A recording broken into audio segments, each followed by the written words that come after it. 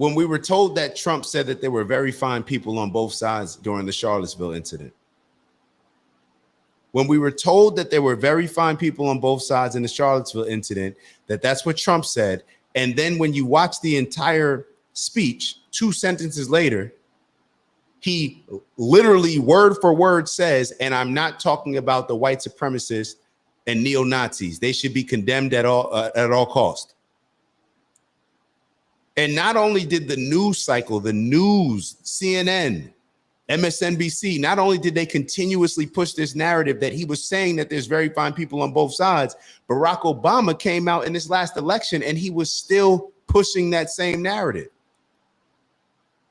And what it did for me was it opened my eyes up to say, hey, they will lie and propagandize in whatever way that they need to, or they feel that they need to, in order to get us to think a particular way, to feel a particular way, especially when they're trying to tap into our emotions and get us riled up.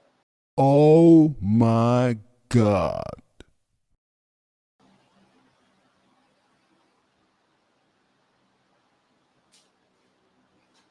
I turned it down a little bit to set the vibe a little more.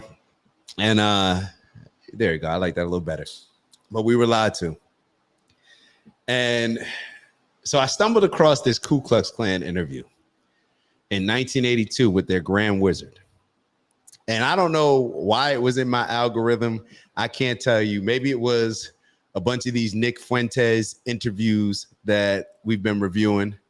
Perhaps. I don't know. But I came across it and I didn't actually look at it until tonight.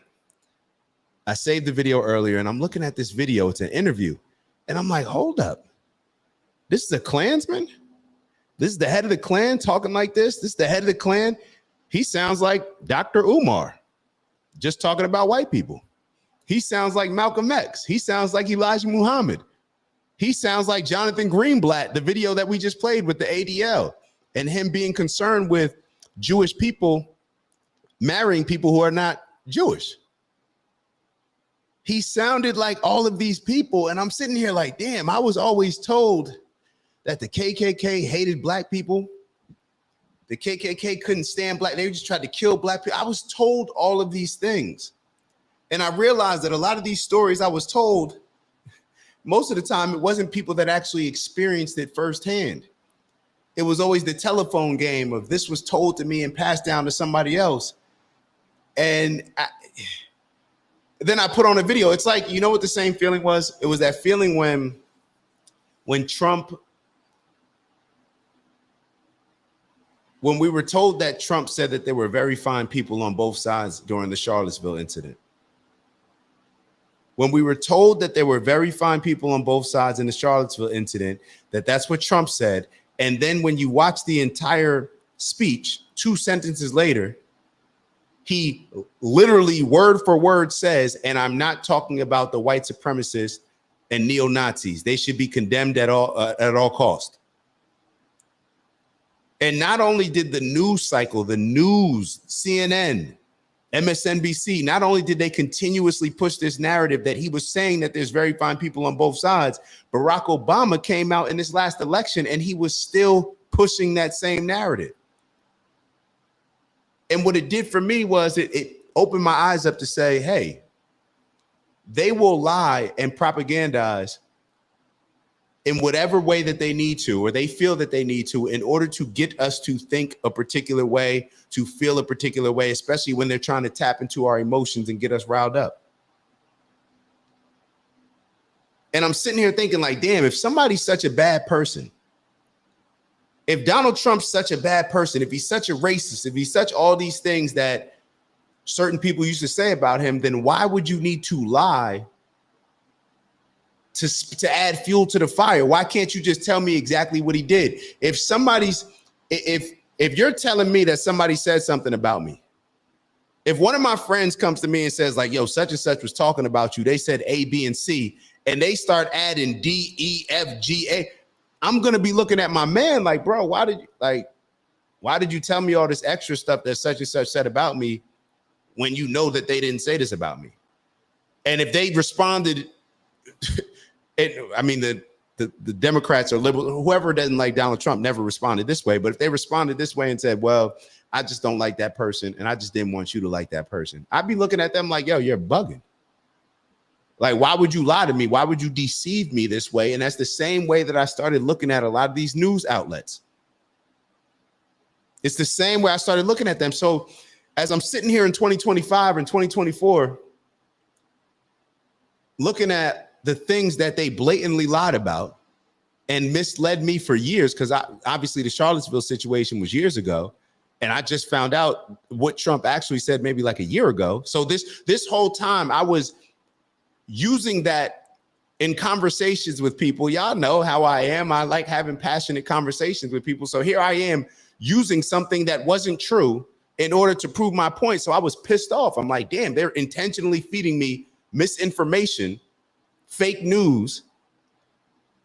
And now I'm pushing that very same fake narrative out because I trusted the media. So I was pissed off, and it got me thinking like, damn, if we see them lie about certain things that happen right now in this day and age where we have cell phones, where we can go on TikTok and find out what's really going on and all these different things, right? And they didn't have that back in the day, then it just got me thinking. It took me down like a mental rabbit hole. I didn't watch a bunch of videos, but it just got to the point where I started questioning everything. Things started replaying in my mind where I was like, oh, damn, they told us, like, who are some of the other people that they told us across the board that we should just hate, we should despise? And I'm like, oh, Hitler. But then I started thinking, I'm like, okay, Hitler was clearly a bad person, right? Clearly an evil person doing evil things. Okay. Why do y'all need to add extra stuff? And then I started thinking about Jesse Owens, how he always said that he was treated better in Nazi Germany than he was when he came back home with gold medals in America. All these things started replaying in my mind. I started thinking about all the other people that they've lied to us in the past, all the history that they tried to change, and how. First and foremost, want to give a huge shout out to everybody that continues to tap in with us, like and subscribe and join our community. If you haven't already, please make sure that you do. We look forward to engaging in some dope combo with you that can help us all elevate. So like, subscribe, and maybe even share the video if you're feeling real generous. On that note, we'll let you get back to the video. See you soon.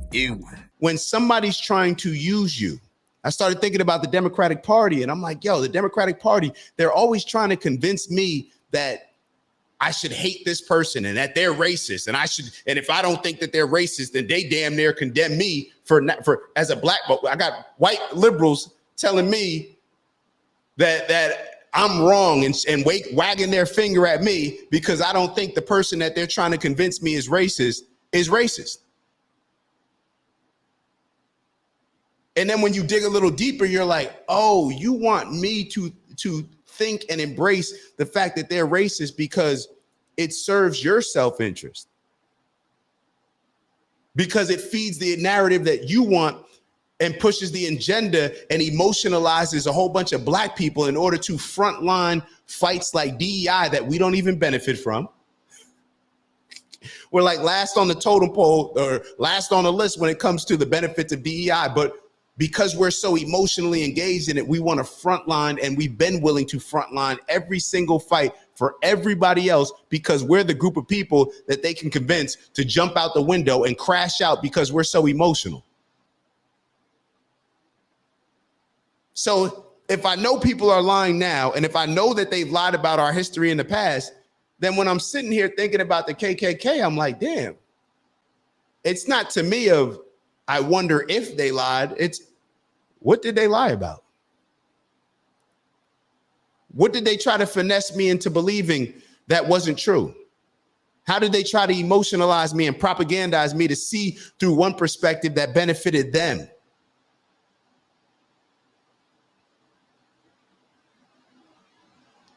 I'm going to play. So I was going to start off with playing a Nick Fuentes interview.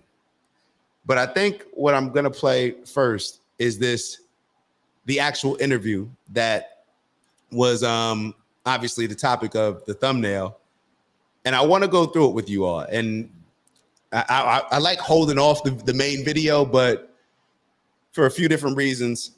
I'll start off with it, and then I'll go to the Nick Fuentes video. And the reason why I want to go to the Nick Fuentes video is because a lot of these same talking points, just like we talked about on the last show, which about nationalism, right? Nationalism. To me, Nick Fuentes, a lot of the things that he says as a white nationalist could be aligned with a lot of the things that, let's say, a Malcolm X or Elijah Muhammad or Louis Farrakhan may say as black nationalists, or Dr. Umar telling you can't marry outside your race. You need to marry a black woman. You don't mess with these snow bunnies. It aligns with the same things that we just saw Jonathan Greenblatt talking about when he said that he's concerned that Jewish people are marrying people who are not Jewish, and that could impact. It's the same thing across the board. And it got me thinking, for one, I've already told y'all before, I don't believe in nationalism. Nationalism will never get us to the place that we want to get to. And it just doesn't make sense. It's just literally stoking the fire for war. Why? And I had to look up the definition of nationalism. And nationalism, you would think, refers to an actual nation, like a country. But it really just referred to, when I looked up the definition, let me actually tell y'all, a large body of people united by common descent, history, culture, or language. That or word is a big word.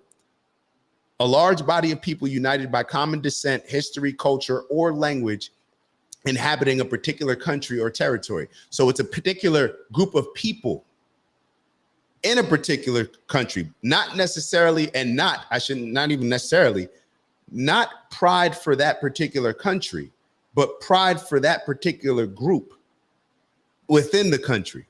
And when you have a whole bunch of people within the group that identify first and foremost with that idea, or with that nation or religion or ethnicity or race, then clearly you're just dividing and conquering. We're dividing and conquering ourselves.